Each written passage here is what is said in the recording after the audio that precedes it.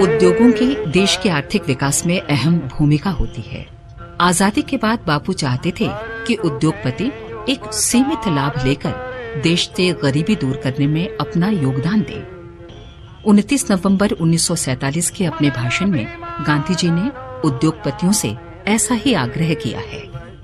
मैं ये कहूँगा कि चीनी के जितने व्यापारी है, जितने फैक्ट्री ओनर्स है, उनका सबका ये परम धर्म हो जाता है कि वो आपस में मिलकर ऐसा करें कि जिससे सारा हिंदुस्तान देखे कि नहीं, वो तो आज हमको आज़ादी मिल गई है, तो आज़ादी में तो हम शुद्ध कोड़ी ही कमाएंगे और आज़ादी में हम लोगों को दगा नहीं देंगे, धोखाबाजी नहीं करेंगे और जितना हमारे में सड़ा गंदगी वो सबको हम निकाल देंगे। तो अगर ये नहीं होता है माना, और चीनी के बारे में क्योंकि मुझको सुनना पड़ेगा, आखिर में मैंने काफ़ी इसमें काम कर लिया है और अभी भी कर रहा हूँ, लेकिन माना कि चीनी का दाम तो एकदम बढ़ जाता है और बढ़ता है। उसका भी सबब क्या कि वो चीनी का व्यापार करने वाले हैं, जो कारखाने चलाते हैं, वो लोग कल 10% लेते थे, वो 100 सैकड़ों में 10 लेते थे, तो आज 20 ले लेते हैं, 50 लेते हैं या तो 5 लेते हैं। मेरी निगाह में तो सैकड़ों में 5 तो बहुत हो गया, 5 से कोई किसी को ज़्यादा लेना ही नहीं चाहिए। अगर इस तरह से शुद्ध कोड़ी कमाने वाले बन जाए तो पीछे दूसरी जो अंकुश है वो तो अपने आप उड़ ही जाते हैं। और मैं तो ये चाहता हूँ कि अंकुश को जब उड़ा दें हुकूमत, तो हुकूमत को ऐसा नहीं कहना पड़े कि देखो हम तो डरते थे, लेकिन सब कहते थे उड़ाओ, तो हमने उड़ा तो दिया, लेकिन पीछे गरीब क्या खाए, गरीब को मिलता नहीं है। ऐसा होना ही नहीं चाहिए। तो ऐसा न होने के कारण मैं ये समझता हूँ कि इतना जो कारखाने वाले पड़े हैं उनको स्वच्छ बनना है और उनको आपस में मिलकर ऐसा एक मंडल बना दें कि जिससे कोई भी कारखाना अमुक हद बना दे, उससे ज्यादा न ले सके। ग्रामीण विकास के बिना देश का विकास नहीं हो सकता। गरीब तक पैसा पहुंचे और उसका लाभ उसे मिले, यही चाहते थे बापू। 29 नवंबर 1947 को प्रार्थना सभा के बाद अपने उद्बोधन में उन्होंने कहा, एक एक कौड़ी करोड़ों में से भी लेकर हम फूंक फूंक पर चले और आस्ते आगे करें और ऐसा समझें कि एक कौड़ी हम खर्च तो करते हैं, लेकिन वो हिंदुस्तान की झोंपड़ियों में जाती है कि नहीं, ये देखना है। मेरे लिए तो वही हिसाब होता है कि हम पैसे लेते हैं, करोड़ों रुपये वो हिंदुस्तान की झोंपड़ियों में से आता है, तो वहाँ उसमें से हम कितना भेजते हैं। और कानून तो ये कहता है, सच्चा कानून, कि अगर पंचायत राज है, लोगों के नाम से ही राज चलता है, लोगों के काम से ही राज चलता है, तो लोगों के पास से पैसा तो देना पड़ेगा, लेकिन वो पैसा देते हैं उससे 10 गुना उनके घर में जाना चाहिए। जैसे कि मैं लोगों के पास से एक तालीम के लिए पैसा ले लेता हूँ, तो तालीम के लिए पैसा लेता हूँ तो लोगों के पास तो 10 गुना पैसा तो जाना ही चाहिए। ऐसी तालीम में दूँ, लड़कों को इस तरह से दूँ, इस तरह से मैं अंदाज करूं खर्च का कि जिससे वो समझ लें कि हाँ हमारे हाथ में तो पैसे आ जाते। देहातों में मैं सफाई का काम कर लेता हूँ, वो सड़क बनाता हूँ, रास्ते बना लेता हूँ, तो वो देहाती लोग तो न समझे कि ये तो हमारे पास पैसे आते हैं दूसरी जगह पे खर्चने के लिए, लेकिन हमारे पास लेने के लिए आते हैं। ऐसा अगर हम करें, और ऐसा हो सकता है, तब तो पीछे मिलिट्री के पीछे हम दीवाने बन गए हैं, वो पीछे दीवाने नहीं बनेंगे। पीछे हमारे जीवन में ऐसा होगा कि मिलिट्री पर तो कम से कम खर्च करें और उन पे ज़्यादा में ज़्यादा करें। और वो भी कैसे हो सकता है, आज तो मिलिट्री में तो हम सब लोगों को रखते हैं नौकर में, कल तो मिलिट्री अगर हमारे बनना है तो भी वो अपने आप करें। जो लोग हो जाते हैं तो वो सीख लेते हैं और पीछे रक्षा करें, अपनी रक्षा करें, अपने पड़ोसी की रक्षा करें, हिंदुस्तान की रक्षा पीछे अपने आप हो जाती है। किसानों की समस्याओं और उन्हें अपनी उपज का सही मूल्य न मिलने की पीड़ा भी बापू को थी।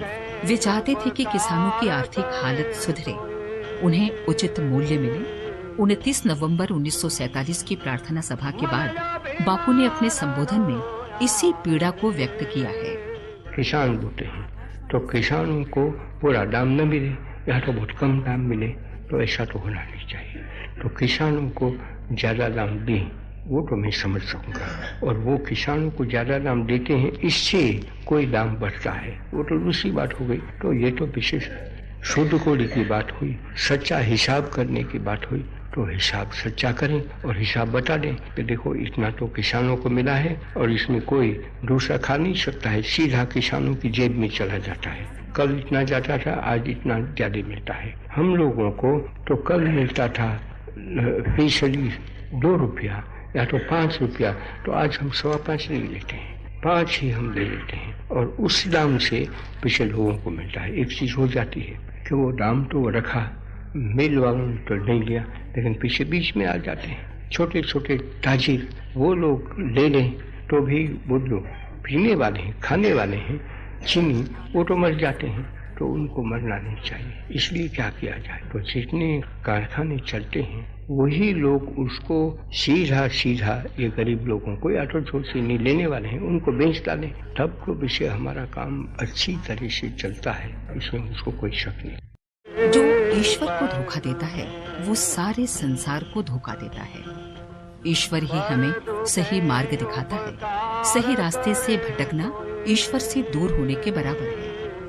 बापू ने 21 नवंबर 1947 को प्रार्थना सभा के उपरांत दिए गए अपने भाषण में इसी विषय पर चर्चा की। मेरा ईश्वर मुझको रोकता है शराब पीने से, मेरा ईश्वर मुझको रोकता है व्यभिचार करने से, मेरा ईश्वर मुझको रोकता है किसी का खून करने से, मेरा ईश्वर रोकता है मुझको किसी को झुठलाने के लिए, किसी को धोखा देने से। वो तो ईश्वर है, उसका वो तो ईश्वर के सब गुण बने कि वो ईश्वर का गुण का मैं स्तवन करूं तो ईश्वर के नजदीक में पहुंच जाऊं। मैं ईश्वर का काम न करूं और पीछे ईश्वर का नाम दूं तो ईश्वर को धोखा देता हूं, सारा संसार को धोखा देता हूं और मैं पीछे धर्मी मिल जाता हूं, अधर्मी रहता हूं। तो मैं तो अधर्मी की हैसियत से जिंदा रहना ही नहीं चाहता हूं। तो की उत्पत्ति कैसे हुई, हिंदू क्या है, हिंदू धर्म क्या है, बापू समझाते हैं 21 नवंबर 1947 को प्रार्थना सभा के बाद के अपने इस संबोधन में। वैदिक काल को देखें तो उसमें हिंदू शब्द नहीं था। हिंदू शब्द तो ऐसा कहते हैं, मैं तो कोई इतिहासकार नहीं हूँ, एक पढ़ी हुई बात सुनाता हूँ। कहते हैं कि जब वो मुसलमानों का आक्रमण हुआ और उसके पहले सिकंदर का, तो बादशाह सिकंदर वो तो बड़ा लड़ने वाला आदमी था, तो उसमें पीछे उसके साथ तो ग्रीस के लोग वो इतिहासकार भी रहते थे, वो सब बड़े चतुर थे वो तो। और वो तो हिंदू तो सिंधु और हिंदू एक ही बात हो गई। और ग्रीक में स के बदले में ह आ जाता है, तो वो सिंधु का हिंदू हो गया। तो वो तो नदी का नाम है, तो नदी के इस पार जो रहने वाले हैं वो हिंदू बने, वो सिंधु नदी के नाम पर से इस तरह से नाम हुआ। तो इस पार जो रहते हैं सिंधु नदी के, वो लोग हिंदू बने। और वही लोग जिस धर्म का पालन करते थे उस जमाने में, वो हिंदू का धर्म। और उस जमाने में तो हिंदुस्तान में हिंदू का स्थान, उसमें सिर्फ हिंदू नहीं रहते थे, उसमें तो पीछे दूसरे तीसरे लोग भी रह जाते थे और वो लोग भी इसमें मिश्र हो गए, तो वो उसका धर्म वो हिंदू धर्म बना। नवंबर 1947 को गांधी जी पहली बार रेडियो स्टेशन आए। उन्होंने रेडियो के अनुभवों और रेडियो माध्यम की शक्ति, संभावना तथा प्रभाव की चर्चा उस दिन की प्रार्थना सभा के बाद के अपने संबोधन में इस प्रकार की। मैं तो चला गया था वहाँ जो रेडियो घर है, तो मैं तो देख कर तो भड़क गया। लेकिन ये तो एक आलीशान चीज है, कैसी बनी है, हवा कैसे आती है वो भी मुझको पता नहीं, अभी भी पता नहीं है। मैंने देखा, मैं तो एक संदूक में पेश गया हूँ, लेकिन संदूक तो नहीं थी, कोई भी हवा का प्रकाश का वहाँ इंतजाम तो है, लेकिन मैं किसको पूछूं, क्यों पूछूं, मेरे पास समय कहाँ है। मैं तो वहाँ गया, एक जंगली प्राणी जाकर बैठ जाता है, पीछे उसको बोलना है, जिसको बोलता है उसको तो देखता भी नहीं है, वो तो बेचारे पड़े हैं दूर दूर, वो तो मेरा ख्याल है कि कुछ 80 माइल है, 80 माइल से अधिक है, कम तो नहीं है। वहाँ उनको बोलना था। और अभी मुझको सुनाते हैं कि वो तो ऐसा इंतज़ाम किया कि जिस जगह पे हिंदुस्तानी लोग पड़े हैं वहाँ सब इंतज़ाम कर लिया कि वो मेरी आवाज़ पहुँच जाए। ये तो एक खूबी है, ईश्वर की एक गति बड़ी गहन गति पड़ी है, तो इस तरह से ऐसा आवाज़ वो सब जगह पे पहुँच जाए, वो कोई छोटी बात नहीं है। तो वो सब मैंने देख लिया और कहा कि यहाँ से बोलो, तब तो यहाँ से जो बोलता हूँ उस आवाज़ की शक्ति है, उससे आधी और बढ़ जाती है। तो मैंने कहा कि बड़े वही अच्छा है, तो चलो मैं वहाँ चला जाऊँगा। तो चला गया। तो वहाँ भी उन लोगों को मैंने दीपोत्सव भी मनाने का कहा है, तो जो मैंने आपको यहाँ कहा है वो भी उनको सुनाए। उत्सव इस बात का प्रतीक है कि हमने कोई अच्छा काम किया है। बताते हैं बापू 12 नवंबर 1947 को प्रार्थना सभा के बाद के अपने इस भाषण में, हम दिवाली का उत्सव मनाते हैं, उसका मतलब तो ये है ना कि हमने कुछ भी अच्छा काम कर लिया है। अच्छा काम क्या किया है कि राम और रावण का युद्ध चला, काफी दिनों तक वो युद्ध चला। उसमें राम ने, अगरचे उसके पास कुछ नहीं था, जो आयुध वगैरह रावण के पास था वो तो राम के पास नहीं रहा, फिर भी रावण पर रामचंद्र जी ने जय पाया। और जय पाया और कैसा कि जिससे हम कहते हैं कि तब से राम राज्य शुरू हुआ। आज तो राम राज्य नहीं है क्योंकि राम नहीं है हमारे बीच में, तो हमारे क्या करना चाहिए? ऐसा उत्सव तो आ गया। हमारे जो राम और रावण का युद्ध है वो किताबों में तो ये है कि बाहर का युद्ध है, क्योंकि हमारे भीतर में आसुरी संपत्ति भी है और दैवी भी है। दैवी संपत्ति है उसका अधिष्ठाता राम है और आसुरी संपत्ति है उसका अधिष्ठाता रावण है। तो राम और रावण के बीच में युद्ध चलता है, तो हमारे भीतर में वो दोनों अच्छा और बुरा पड़ा है। तो वो युद्ध में राम जीत जाता है तो ईश्वर का जय होता है। वो जय को हम मनाते हैं। उसी आदमी को वो जय मनाने का अधिकार है कि जिसने अपने हृदय में जो राम और रावण का युद्ध चलता है उसमें राम को जीत मिल सके, ऐसा ही उसने प्रयत्न किया। अच्छाई की जीत के रूप में देखा जाता है। कोई कितना दुष्ट है और कितना साधु, इसे जानना आसान नहीं, ये तो ईश्वर ही जान सकते हैं। इसलिए विजयदशमी पर्व पर ईश्वर ही बुराई के प्रतीक रावण का संहार करते हैं। 26 अक्टूबर 1947 को प्रार्थना सभा के बाद दिया बापू का ये संदेश इसी बात को समझाने का प्रयास है। ईश्वर के दरबार में मैं महात्मा हूँ कि मैं दुष्ट आदमी हूँ, वो तो कोई नहीं जान सकता है। मुझको भी बुरा पता नहीं चलेगा कि मेरे में दुष्टता कितनी भरी है या तो मेरे में साधुता कितनी भरी है। वो तो साधु हृदय है, दुष्ट हृदय वो जानने वाला तो राम जी पड़ा है, तो वो तो ऊपर पड़ा है, वो सबको दिखता है। कोई चीज उससे भी छुपी नहीं रह सकता है। तो इसमें तो ये बताते हैं कि इंसान किसी का बदला ले नहीं सकता है, लेकिन किसका बदला ले? उससे कोई बुरा होगा और थोड़ा बुरा है, पूरा बुरा नहीं है, तो उससे बदला लेना। इंसान जब संपूर्ण है तो संपूर्ण तो हो नहीं सकता है, भगवान ही संपूर्ण है। लेकिन माना कि इंसान संपूर्ण है तब तो पीछे दूसरों को संहार करे, दूसरों को सजा दे। और तो भी जब कि दूसरा आदमी है वो बहुत अपूर्ण है, लेकिन आज तो वो परीक्षा के लिए हमारे पास कुछ है ही नहीं। तो वो जो पुतला बनाते हैं विजयादशमी के रोज, उसका मतलब मेरी निगाह में इतना ही है कि वो बदला लेना वो इंसान का, मनुष्य का, आदमी का काम नहीं है। बदला लेना तो उसको तो बदला भी नहीं कहा जाए, लेकिन जो कुछ भी है संहार करना है, हिंसा करना है, तो ईश्वर ही कर सकता है, दूसरा कुछ नहीं। तो ईश्वर के दरबार में ईश्वर तो हिंसा भी नहीं करता है, अहिंसा भी नहीं मानता है। ईश्वर तो ईश्वर ही है। उसके गुण क्या है? वो तो निर्गुण है, गुणातीत है। तो उसके लिए ये सब कहें हम तो कहें, लेकिन ये दृष्टांत ही ऐसा है कि जितने रावण इस दुनिया में भरे हैं उसको संहार करने वाला एक राम जी है, ईश्वर है, ये बताने के लिए वो विजयादशमी की चेष्टा होती है।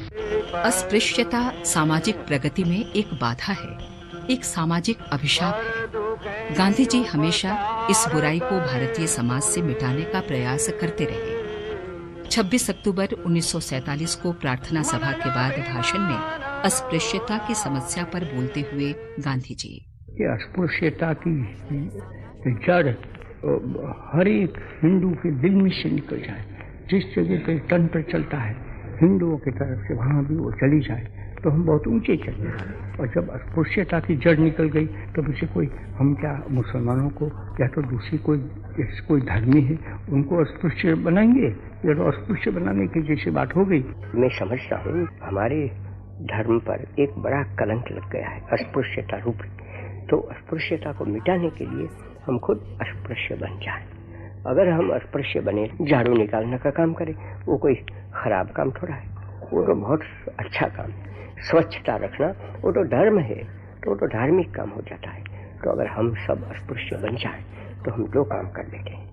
एक तो अस्पृश्यता का जो कलंक है उसमें काफी बाकी रहा है, उसका नाश हम कर लेते हैं। अपराध एक व्याधि है और व्याधि का उपचार किया जाना चाहिए। यही लक्ष्य जेलों का होना चाहिए ताकि इस व्याधि से ग्रस्त लोगों का वहां उपचार हो सके। इसी बात को समझा रहे हैं बापू 25 अक्टूबर 1947 को जेल में कैदियों को संबोधित करते हुए। तो उस वक्त जेल में जो चलता था उसका मैं तुम्हें गवाह हूँ, मैं जानता हूँ कि क्या चलता था क्या नहीं चलता था, कितना बुरा था कितना अच्छा था।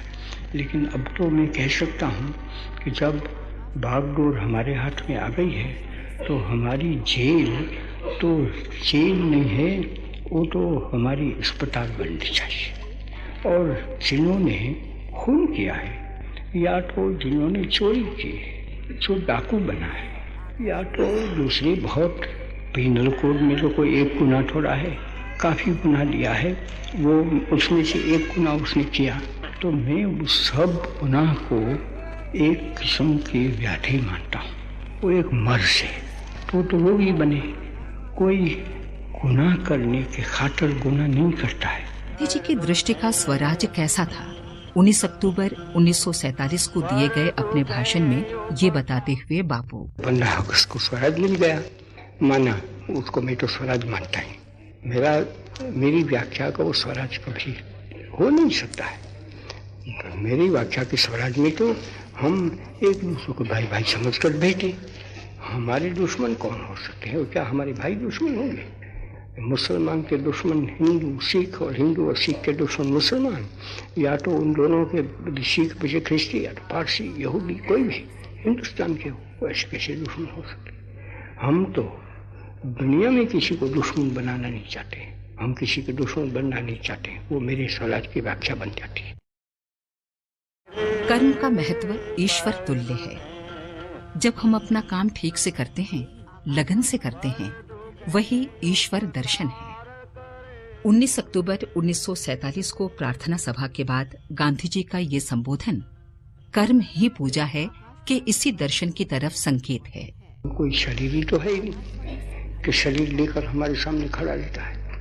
वो तो कहते हैं हमको चतुर्भुज मूर्ति है, शंख गदा चक्र पद्म वो सब है, वो सब हमारी कल्पना है। ईश्वर के पास न शंख न गदा है, चक्र है, वो तो अशरीरी है, वो निरंजन है, वो निराकार है और देहातीत है। तो उसको देह कहाँ से? लेकिन मनुष्य अपनी कल्पना कर लेता है तो इसे ही मानता है। तो इसे हमारा भगवान कहाँ ले दिखे? तो हमारे कर्मों में ही दिखे। कर्म कैसे? कि कुछंद है, स्वच्छंद है, वो तो कोई कर्म नहीं है, उसका नाम कर्म कहा ही नहीं जाता है। कर्म तो एक ही है कि जो यज्ञवत है, यज्ञ समझकर कुछ कर्म करते हैं, तो उसमें तो भगवान की स्थापना हम करते हैं अपने कर्म में, कैसा भी हो, लेकिन यज्ञ रूप है तो उसमें भगवान की स्थापना करते हैं। जैसे कि एक आदमी चरखा चलाता है, सूत काटता है, तो सूत का प्रत्येक धागा में वो भगवान का दर्शन करता है या तो करती है। किस शर्त से? कि जब उसके दिल में ऐसा है कि मैं वो सारी दुनिया के लिए यहाँ हमारी दुनिया भारतवर्ष है, तो भारतवर्ष के जितने गरीब हैं, जिसको खाने का भी नहीं मिलता है, उनके निमित्त से तो पीछे दरिद्र नारायण के निमित्त से हम काटते हैं, तब हम इस एक एक धागा निकालते हैं, उसमें हम भगवत दर्शन करते हैं। मानना था कि भले ही आपका कार्य कोई भी हो, आप सैनिक हो या कुछ और व्यवसाय करते हो, पर सफाई करने के लिए आपको हमेशा तत्पर रहना चाहिए।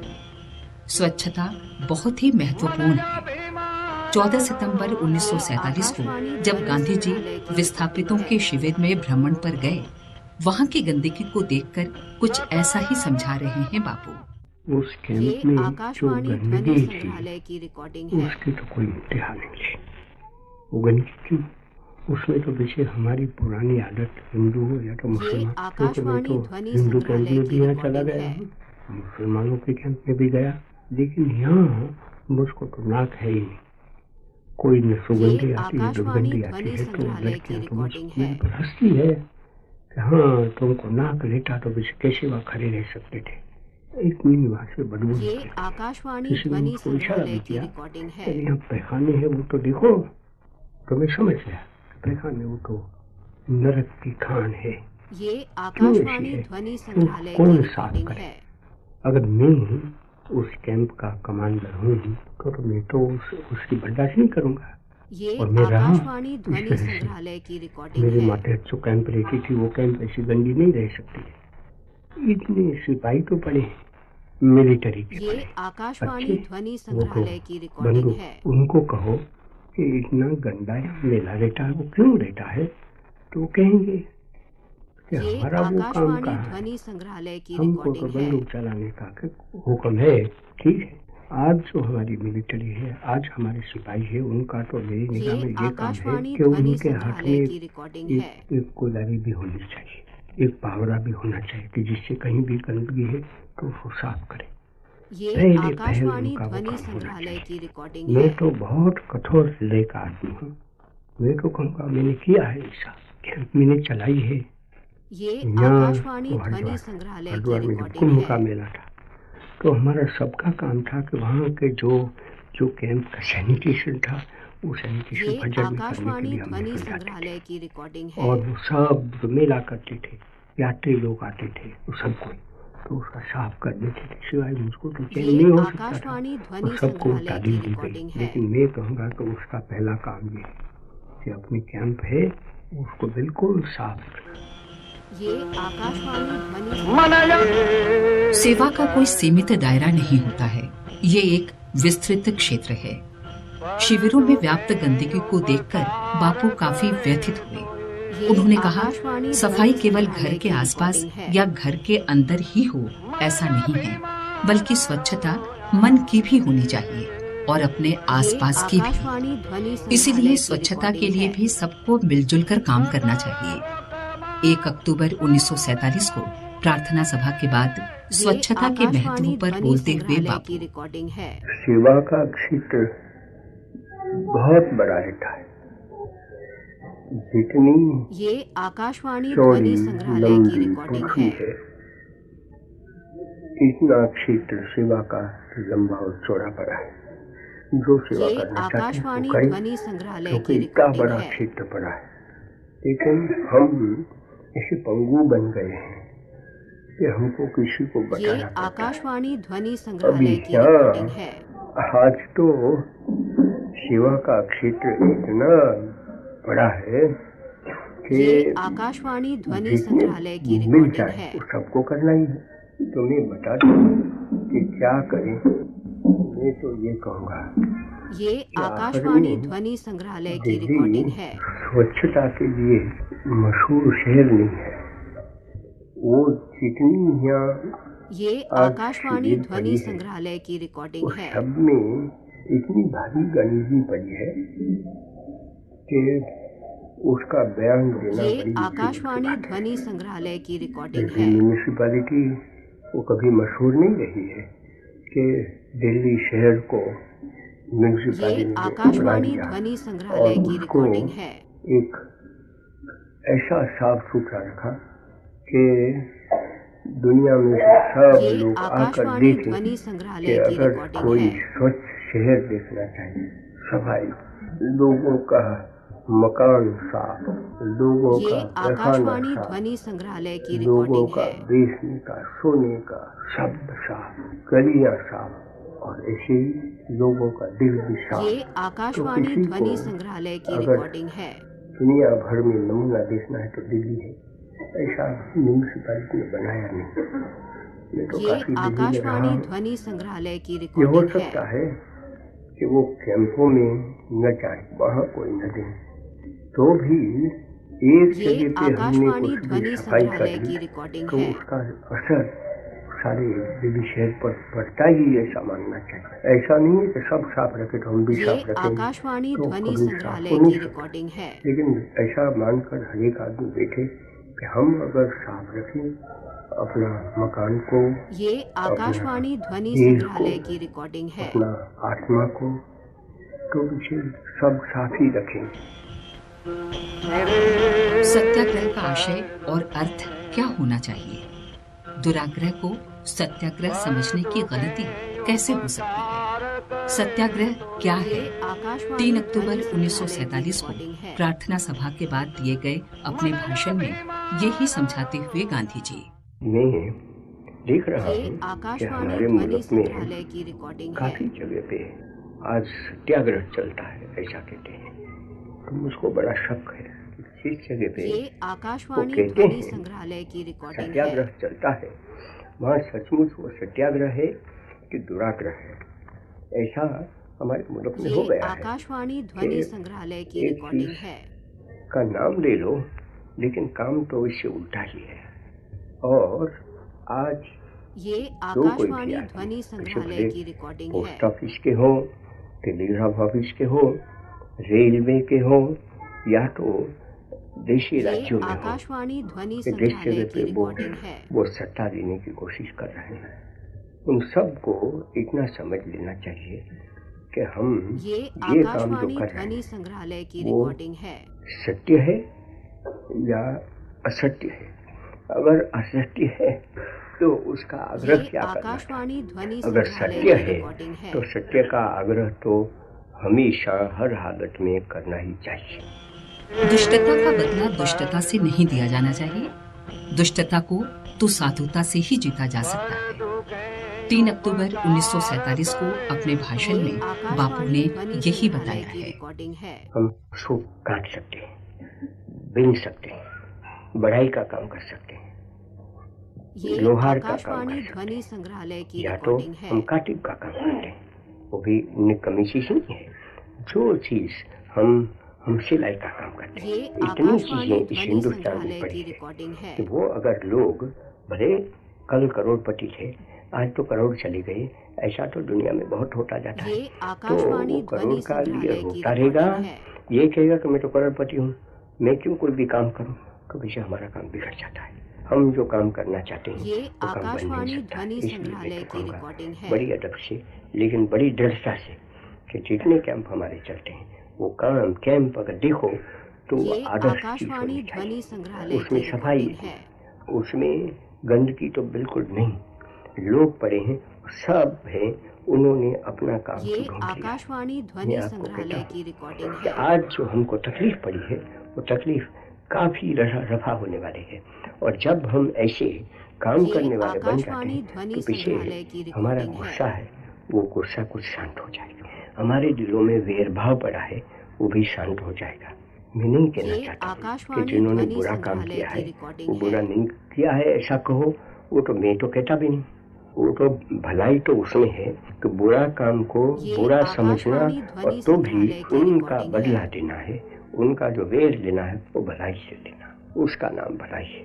ऐसा नहीं कि कोई पागल ये बन जाए, आकाशवाणी मूर्ख ध्वनि नहीं संग्रहालय कि की कहें, रिकॉर्डिंग है। उसने क्या किया है, उसने भलाई तो वो है कि वो देखा है तो भी वो कहता है कि नहीं, मैं दुष्टता का ये बदला दुष्टता आकाशवाणी से ध्वनि नहीं, संग्रहालय लेकिन की दुष्टता रिकॉर्डिंग का है। बदला मैं साधुता से लूंगा। कहा जाता है खाली दिमाग शैतान का घर। कार्य का अपना महत्व है। खाली बैठने से आदमी आलसी बन जाता है या गंदी आदतें ये सीखता है आकाशवाणी और अपना ध्वनि समय संग्रहालय की नष्ट करता रिकॉर्डिंग है। है। शिविरों में रह रहे हजारों आदमियों को खाली बैठे देखकर 3 अक्टूबर 1947 की प्रार्थना सभा के बाद स्वच्छता और काम के महत्व को समझाते हुए बापू, कुछ काम तो आप करेंगे, यहाँ पड़े रहेंगे और पीछे क्या ये आकाशवाणी ध्वनि संग्रहालय की रिकॉर्डिंग है। या तो चौपट खेलेंगे, जुआ खेलेंगे, या तो सोते रहेंगे। खाना तो पूरा नहीं मिलता है। आकाशवाणी ध्वनि संग्रहालय की रिकॉर्डिंग है। तो पीछे हम क्यों काम करें? ऐसा करते हैं तो हम एडी बन जाएंगे। कोई 5-7 आदमी थोड़ी, हजारों की तादाद में करेंगे। ऐसे लोगों को ये तालीम दी जाए कि आप खाएं तो सही, खाना हम आपको दे देंगे, लेकिन वो खाना के लिए आप काम तो करें। तो कम से कम यहाँ से शुरू करें, सफाई करने से, और पीछे वो कह दें कि हम तो दूसरा भी काम कर सकते हैं। ये आकाशवाणी ध्वनि संग्रहालय की रिकॉर्डिंग है। बिन सकते हैं, बढ़ाई का काम कर सकते हैं, लोहार का काम कर सकते हैं। ये आकाशवाणी ध्वनि संग्रहालय की रिकॉर्डिंग है। निकम्मी चीज नहीं है। जो चीज हम सिलाई का काम करते हैं, इतनी चीजें इस हिंदुस्तान में पड़ी आकाशवाणी ध्वनि संग्रहालय की रिकॉर्डिंग है। कल करोड़पति थे, आज तो करोड़ चले गए। ऐसा तो दुनिया में बहुत होता जाता है। तो वो करोड़ का ये रोता रहेगा, ये कहेगा कि मैं तो करोड़पति हूँ, मैं क्यों कोई भी काम करूँ? तो पीछे हमारा काम बिगड़ जाता है। हम जो काम करना चाहते हैं वो काम बन नहीं सकता है। ये आकाशवाणी ध्वनि संग्रहालय की रिकॉर्डिंग, लेकिन बड़ी दृढ़ता से कि जितने कैंप हमारे चलते हैं वो काम कैंप अगर देखो तो आदर्श चीज होनी चाहिए। ये आकाशवाणी ध्वनि संग्रहालय की रिकॉर्डिंग है। गंदगी तो बिल्कुल नहीं। लोग पड़े हैं, सब है, उन्होंने अपना काम तो ढूंढ लिया है। मैं आपको कहता हूँ आज जो हमको तकलीफ पड़ी है वो तकलीफ काफी रफा होने वाली है। और जब हम ऐसे काम करने वाले बन जाते हैं तो पीछे हमारा गुस्सा है, वो गुस्सा कुछ शांत हो जाता है। बापू चरखे को सूत काटने का यंत्र नहीं बल्कि परिवर्तन के लिए एक शस्त्र के रूप में देखते हैं। एटम बम को बापू राक्षसी शस्त्र मानते थे और चरखे को दैवी शस्त्र। 17 जून 1947 को प्रार्थना सभा के बाद चरखे के इसी स्वरूप को बताते हुए बापू, चरखा तो बहुत छोटी चीज है ना, लेकिन चरखा शास्त्र भी बनाकर रखा है।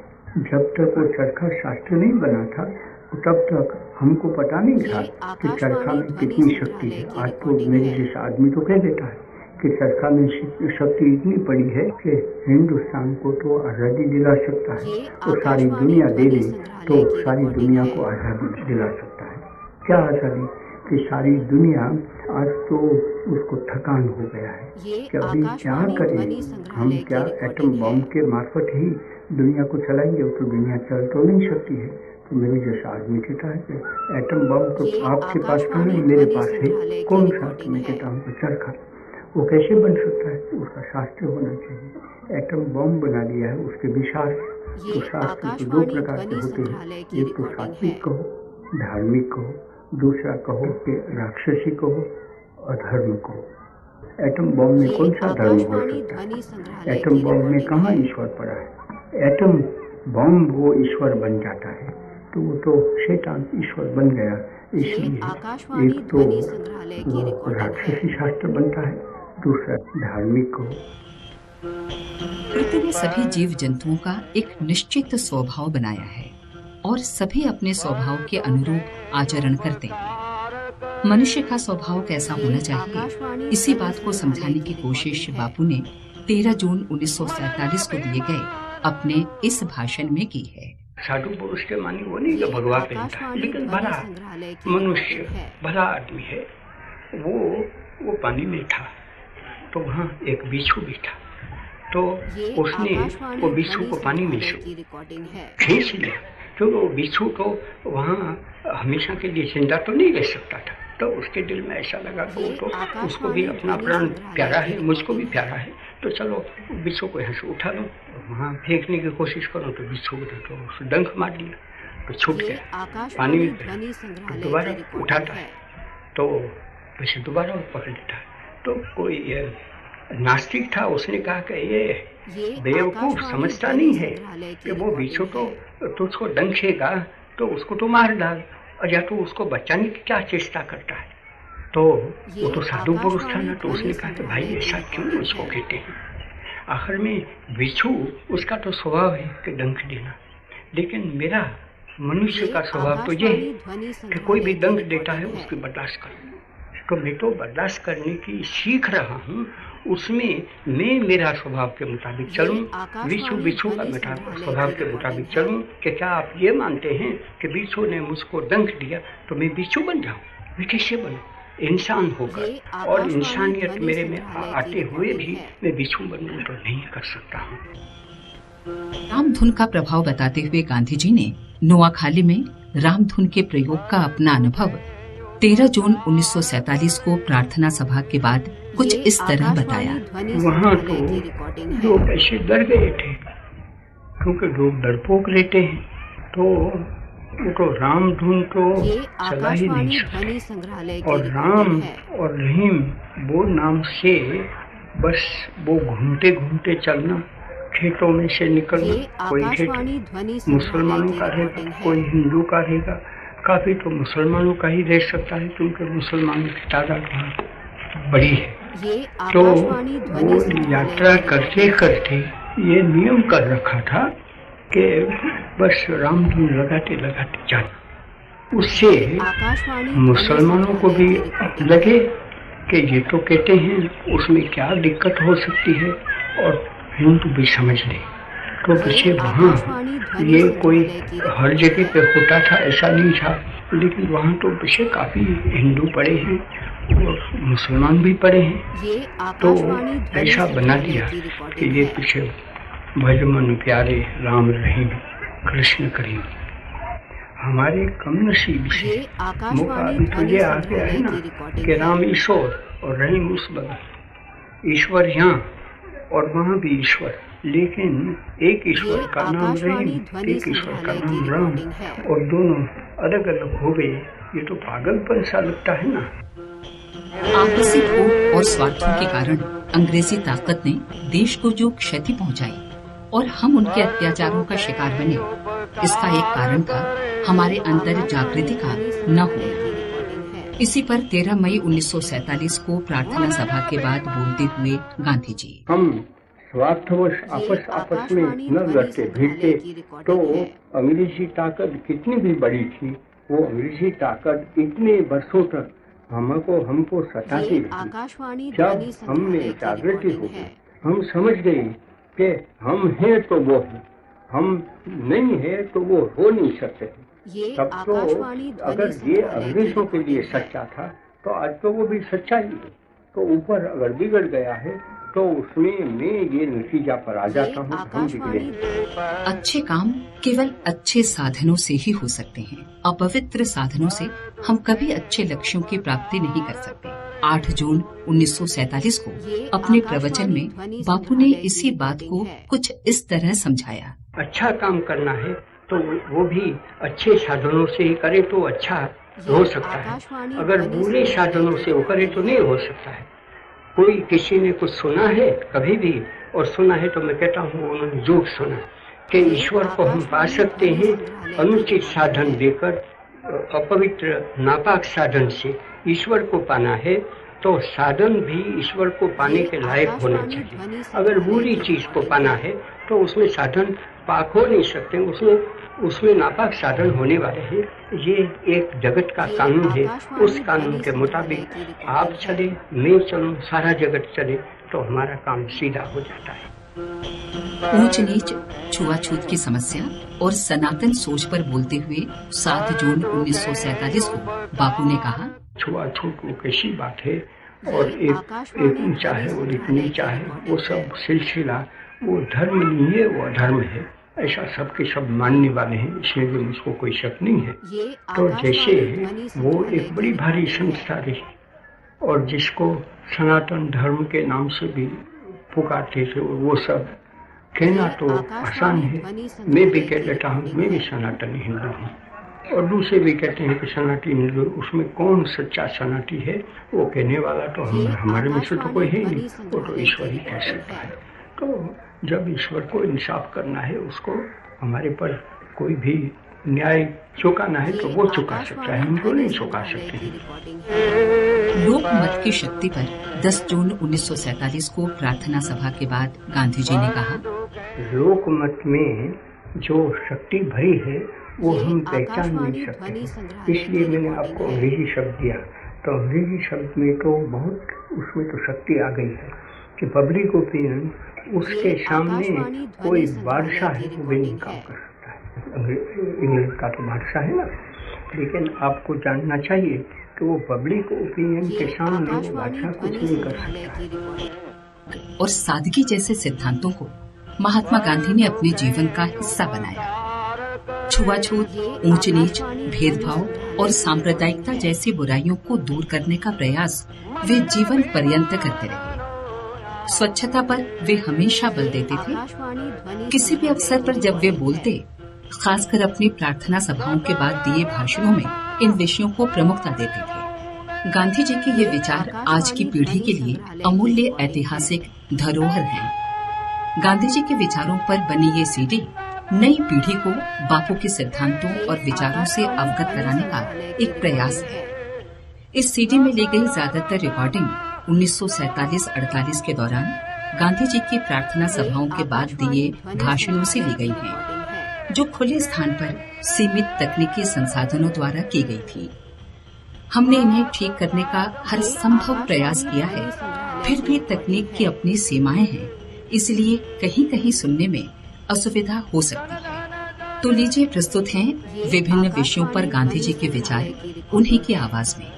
13 मई 1947 को प्रार्थना सभा के बाद अपने संबोधन में सांस्कृतिक एवं आत्मिक अस्तित्व की रक्षा पर बोलते हुए गांधी जी ने कहा कि इसके लिए हमें स्वयं प्रयास करने होंगे, नहीं तो कोई अन्य हमें बचाने नहीं आएगा, और आया भी तो वो हमें केवल अपना ऋणी बनाएगा या गुलाम बनाएगा। कोई भी कल्चर कहो, सभ्यता कहो, संस्कृति कहो, उसको हिंदू नाम दे दो, मुस्लिम नाम दे दो, तो हम अपने आप ही बच सकते हैं। दूसरा कोई हमको बचाने वाला नहीं। एक महावाक्य है, संस्कृत में भी है और क्रिश्चियों में भी है, इस्लाम में भी है, सब जगह पे कि हर एक मनुष्य को अपनी संस्कृति को मानी अपनापन की रक्षा वही कर सकता है, दूसरा नहीं कर सकता। जब दूसरा मेरी रक्षा करता है तो मैं उसका गुलाम हो जाता हूँ। पीछे वो गुलाम ऐसी भाषा न कहूँ, मैं उसका ऋणी बन जाता हूँ, लेकिन तब मैं उससे बातें हट चला। तो क्या कहते हैं हमको कि तुम्हारा रक्षक तुम ही हो सकता है, तो तुम्हारा रक्षक के मानी क्या कि तुम स्वेच्छाचारी हो, उसकी बात नहीं है। अर्थात जिसको आत्मीयता है, जो आत्मा को पहचानने वाला है, उसकी रक्षा तो कौन कर सकता है? या तो आत्मा ही आत्मा का बंधु होता है अथवा आत्मा ही आत्मा का शत्रु बनता है। और पीछे आत्मा है वो तो तब है कि जब परमात्मा